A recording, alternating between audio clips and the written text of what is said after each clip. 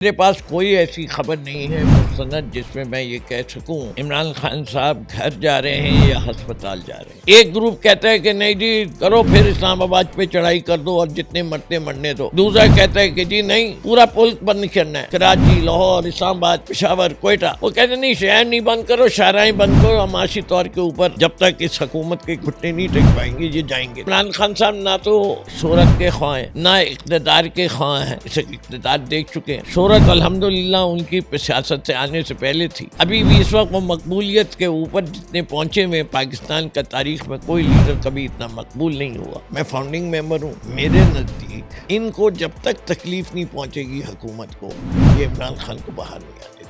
क्या MQM के governor हट जाने के बाद MQM खुश है? नवाज शरीफ को जितवा दिया, यास्मीन राशिद जेल में सड़ रही हैं, क्या लाहौर वाले खुश हैं? लेकिन फारूक सत्तार साहब तो तिजोरी साहब को हर वक्त, क्योंकि शायद वो फारूक सत्तार के फाइनेंसियर हैं, हमेशा सपोर्ट करते हैं। सेनेटर कामरान तिजोरी, MNA का टिकट कामरान तिजोरी, गवर्नर कामरान तिजोरी, तो फारूक सत्तार की तो बात नहीं है। बाकी का तो बता दिया है, आओ मिलकर खाते हैं। आप कह रहे हैं असूल परस्त लोग बुरे और जो असूलों पे नहीं खड़े होते वो अच्छे। जी अस्सलाम वालेकुम नाज़रीन, आज हम बात करेंगे मुल्क में इस वक्त जो सियासी सूरत-ए-हाल है और इसके साथ साथ मौशी बहरान जो पैदा हो रहा है। पेट्रोल की जो इस वक्त कीमतें जो है वो अचानक से बढ़ा दी गई हैं और उसके साथ साथ आने वाले दिनों में जो है मज़ीद कीमतें बढ़ाए जाने के हवाले से भी कहा जा रहा है। और इस पर हम जो है बात करेंगे। सीनियर रहनुमा हैं PTI के फिरदौस शमीम नकवी साहब, उनसे पूछेंगे कि पहले तो ये बता दें कि बानी PTI के हवाले से जो है क्या ख़बरें हैं, क्या बानी PTI ईद पर घर आ रहे हैं या इसके अलावा जो है ईद के बाद कौन सी तारीख शुरू होने जा रही है PTI के हवाले से? बिस्मिल्लाहिर्रहमानिर्रहीम। मेरे पास कोई ऐसी खबर नहीं है मुस्तनद जिसमें मैं ये कह सकूं कि इमरान खान साहब घर जा रहे हैं या अस्पताल जा रहे हैं।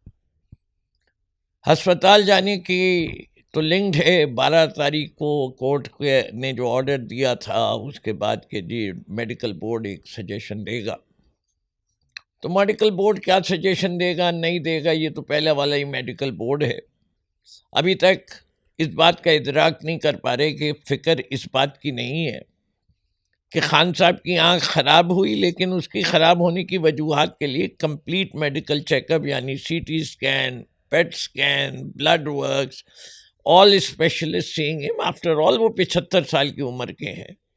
पिछले 3 साल से तकरीबन जेल में जेल की अपनी सोबतें होती हैं। मैं जेल में तकरीबन 8 माह जो रहा, तो मुझे जो स्किन डिजीज़ हुई वो मैं आज भी अभी 2 साल के बाद भी वो दूर नहीं हुई है। तो ये इस किस्म के बहुत सारे मसाइल हो जाते। तो मेरे पास कोई तारीख़ नहीं है। अलबत्ता मुझे दुख बड़ा होता है कि इमरान खान साहब ना तो शोहरत के ख्वाह हैं ना इक़्तिदार के ख्वाह हैं, इसे इक़्तिदार देख चुके हैं। शोहरत अल्हम्दुलिल्लाह उनकी सियासत से आने से पहले थी। अभी भी इस वक्त वो मकबूलियत के ऊपर जितने पहुंचे हुए पाकिस्तान का तारीख में कोई लीडर कभी इतना मकबूल नहीं हुआ। कौम को ये एहसास क्यों नहीं होता कि ये लीडर ये सब कुछ कर क्यों रहा है? ये कर रहे पाकिस्तानियों के लिए, पाकिस्तान के नौजवानों के लिए, पाकिस्तान के मुस्तकबिल के लिए। जमहूरियत नहीं होगी तो ये आमिर को लेके आते रहते हैं। खान साहब का टोटल कितनी माह का था इक़्तिदार? उससे ज़्यादा तो ये आ गए। PDM 1, 2 दोनों मिला के 4 साल हो गए। मसाइल तो वही हैं। कहते थे इमरान खान ने IMF डिफ़ॉल्ट पे लिया। कैसे लिया जी? पेट्रोल पे से सेल्स टैक्स हटा दिया था। भाई तुम्हें आए हुए अब इतना अच्छा हो गया, तुमने कौन सा पेट्रोल पे सेल्स टैक्स लगा दिया? अब डिफ़ॉल्ट नहीं होता। अब इतनी कीमत बढ़ा दी। पेट्रोलियम डेवलपमेंट लेवी कहाँ पहुंचा दी है? केरोसिन जो कि गरीब आदमी का ईंधन है, कितने फीसद बढ़ गया? 100% से ज़्यादा। एक हफ्ते के अंदर 138 रुपये। कोई शर्म होती है, कोई है होती है ख्वाजा आसिफ के तहत, लेकिन इनके बस में नहीं है। हुकूमत इनसे चल नहीं रही, इन्वेस्टमेंट आ नहीं रहा इस मुल्क में। गरीब तर होता जा रहा है, बेरोज़गारी बढ़ती जा रही है, क़ुव्वत ख़रीद ख़त्म होती जा रही है। कहते हैं ये ऑल इज़ वेल। अच्छा ये बताइएगा, PTI के हवाले से जो इत्तलात चल रही हैं कि ग्रुपिंग बहुत ज़्यादा हो चुकी है पार्टी में, तो एक तो इसका भी बड़ा एक नुकसान हो रहा है, क्योंकि इस वक्त कारकुनान हो या सपोर्टर्स, उनको समझ में नहीं आ रहा कि किसकी बात सुननी है, किसकी बात पे अमल करना है। तो इस वक्त कौन लीड कर रहा है पीटीआई को, किसके देखिए, फैसले माने जा रहे हैं? ये जो है ना, मेरे लिहाज से कोई ग्रुपिंग नहीं है। पीटीआई क्या, पूरे पाकिस्तान के अंदर कोई एक शख्स आपको मिल जाए जो वो कहता हो कि इमरान खान को बाहर नहीं होना चाहिए? ठीक है, कोई नहीं है। सब चाहते हैं इमरान खान बाहर हो। मकसद क्या है? निकाला कैसे जाए इमरान खान को। अब उसके अंदर ग्रुप हो सकते हैं। एक ग्रुप कहता है कि नहीं जी, करो फिर इस्लामाबाद पे चढ़ाई कर दो और जितने मरते मरने दो। दूसरा कहता है कि जी नहीं, पूरा पुल बंद करना है, कराची, लाहौर, इस्लामाबाद, पेशावर, कोयटा। वो कहते नहीं, शहर नहीं बंद करो, शाहराएं बंद करो, माशी तौर के ऊपर जब तक इस हुकूमत के घुटने नहीं टेकवाएंगे ये जाएंगे नहीं। ये क्या है? ये टैक्टिक्स है, ये स्ट्रैटेजी है।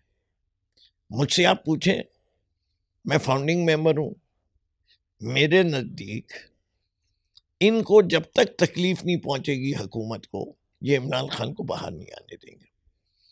अब तकलीफ पहुंचाने के बहुत सारे तरीके हैं। एक तो इनकी शोहरत को और इनके जो कुछ ये कर रहे हैं उसको एक्सपोज करते रहो, सब नजर आ जाएगा। क्या एमक्यूएम के गवर्नर हट जाने के बाद एमक्यूएम खुश है?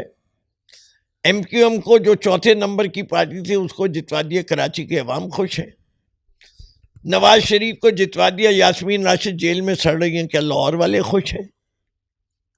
पाकिस्तानियों को सब पता है हकीकत। वो 5 तारे लगा लें या 10 लगा लें, वो उनकी पॉपुलैरिटी नहीं बढ़नी। अच्छा, ये गवर्नर सिंह जो है तब्दील किया गया है, एमक्यूएम का हटाकर नून लीग गवर्नर लगाया गया है, तो इस पर एमक्यूएम ने एक जो रहनुमा है वो कहते हैं कि हमें बाहर आ जाना चाहिए, हुकूमत से मतलब अलहदगी कर लेनी चाहिए। दूसरे कहते हैं कि अभी जो है वो इस तरह की सूरत हाल, कशीदा सूरत हाल नहीं चाहते। तो आप क्या समझते हैं, क्या चल रही है?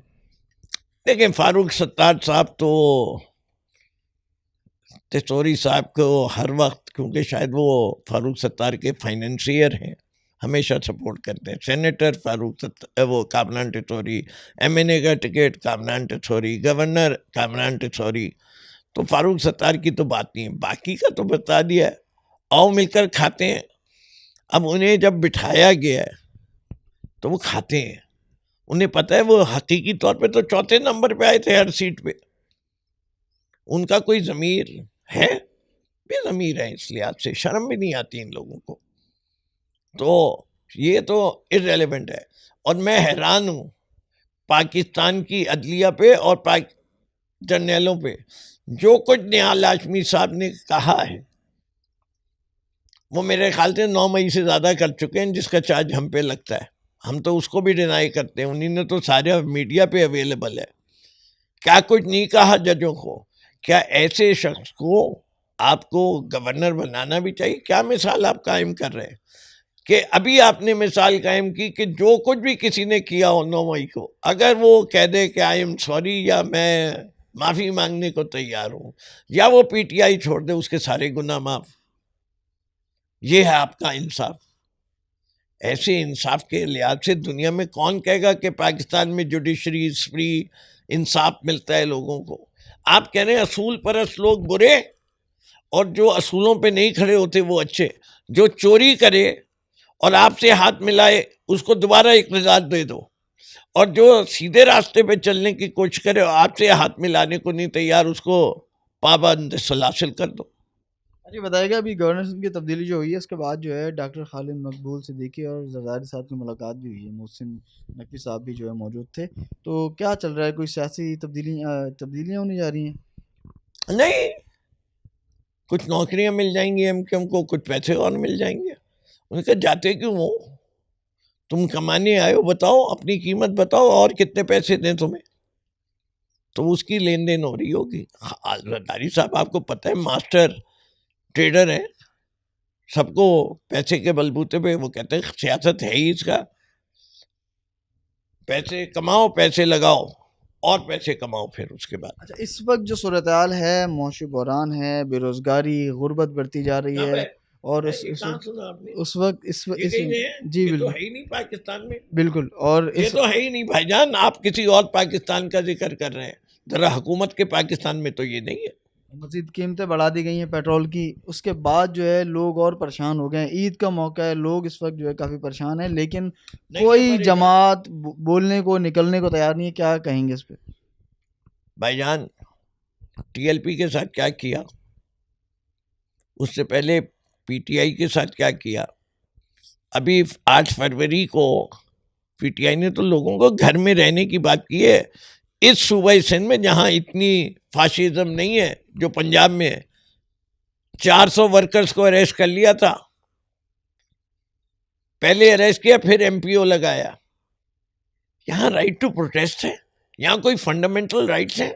इसीलिए तो हम पूरे पाकिस्तान को कहते हैं, क्या तुम चाहते हो कि तुम्हारा औलाद ऐसे फासिस्ट माहौल में पड़े जहाँ न फ्रीडम ऑफ स्पीच है, न फ्रीडम ऑफ थॉट है, न फ्रीडम टू प्रोटेस्ट है। सारी तो आज़ादियाँ आपकी सुल्ब कर ली गई हैं। ये मुल्क रहने के काबिल नहीं रहा। इस मुल्क के ये जो फंडामेंटल राइट्स नहीं है, कौन सी शऊर, नौकरी यहाँ नहीं मिलती, कारोबारी यहाँ क्यों लगाए, कोई लॉन्ग टर्म पॉलिसी है नहीं। इन्फ्लेशन, इसके इतनी इकोनॉमिक अनसर्टिनिटी है कि जब से हमने देखा पाकिस्तान दिवालिया हो रहा है, पाकिस्तान दिवालिया हो रहा है। अरे भाई पाकिस्तान खतरे में, सियासी तौर पे खतरे। अभी तो इस्लाम भी खतरे में आ चुका होता है। ना इस्लाम खतरे में, ना पाकिस्तान खतरे में। इनके दिमाग की ये सारी जो है खराबी है कि इनके पास ना कोई प्लान है जो पाकिस्तान को मुश्किलात से निकाले। हर वक्त यही होता है कि पिछले वाले को ब्लेम कर दो और कहते हैं इंशाल्लाह जो है हमने जो कर रहे हैं वो बिल्कुल सही है। अरे भाई तुम तो आए थे 12 रुपये पेट्रोल की कीमत बढ़ने पे, शर्म नहीं आती तुमने जो इतना 55 रुपये एक साथ बढ़ा दिया। तुम जो करो वो सब सही, कोई दूसरा कर दे ये तो गलत। तुम सेल्स टैक्स इमरान खान ने जीरो किया और कहा कि हमने टैक्स के हदफ पूरे कर लिए। तुम पूरी कौम को बेवकूफ़ बना रहे हो। सेल्स टैक्स तो तुमने भी अभी जीरो रखा, लेकिन पेट्रोलियम लेवी किधर पहुंचा दी, 105 रुपये पे। अब हमको दो ना रिलीफ। इमरान खान ने तो कीमत कम कर दी थी पेट्रोल की, उसके ऊपर दिवालिया हो रहे थे। तुम कीमत बढ़ा के लोगों का दिवालिया निकाल दिया। बहुत शुक्रिया, हमारे साथ मौजूद थे फिरदौस शमीम नकवी साहब। उन्होंने ये कहा है कि इस वक्त जो है इस तरह की सूरत नज़र नहीं आ रही कि बानी पीटीआई जो है वो ईद पर घर होंगे या हॉस्पिटल में होंगे, लेकिन जद्दोजहद जो है वो जारी है। तमाम तरह कोशिशें की जा रही हैं और बाकायदा जो इस वक्त क़यादत कर रहे हैं पीटीआई की, उनकी जानिब से भी जो है ऐसे प्लान तैयार किए जा रहे हैं कि किस तरह से जो है खान साहब को बाहर लाया जाए। उसके साथ साथ अगर हम बात करें मुल्क में माशी बहरान की, बेरोज़गारी, गुर्बत, महंगाई की, तो उसमें जो है कोई भी सियासी पार्टी हो या कोई भी पार्टी हो वो बिल्कुल संजीदा नज़र नहीं आ रहे। लोग इस वक्त जो है काफ़ी मुश्किलात का सामना करना पड़ रहा है लोगों को, लेकिन कोई पुरसाने हाल नहीं, कोई न पूछने वाला नहीं है।